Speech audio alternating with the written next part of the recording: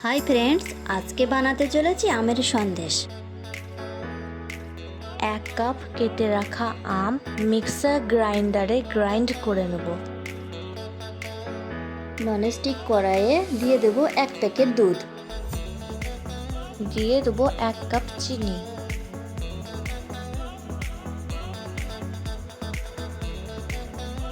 দিয়ে দেব 1 কাপ গুঁড়ো দুধ। এটিকে ভালোভাবে মিশিয়ে নিতে হবে।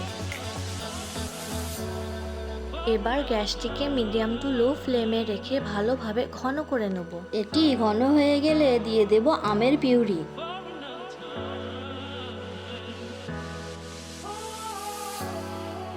এবার দিয়ে দেবো 1 চামচ ঘি।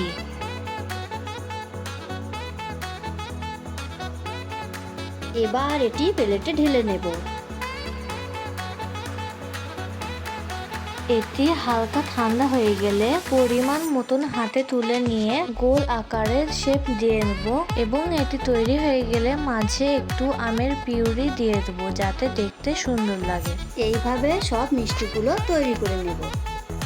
এই রেসিপিটি যদি আপনাদের কাছে ভালো লেগে থাকে তাহলে লাইক, শেয়ার, কমেন্ট এবং সাবস্ক্রাইব করে দেবেন।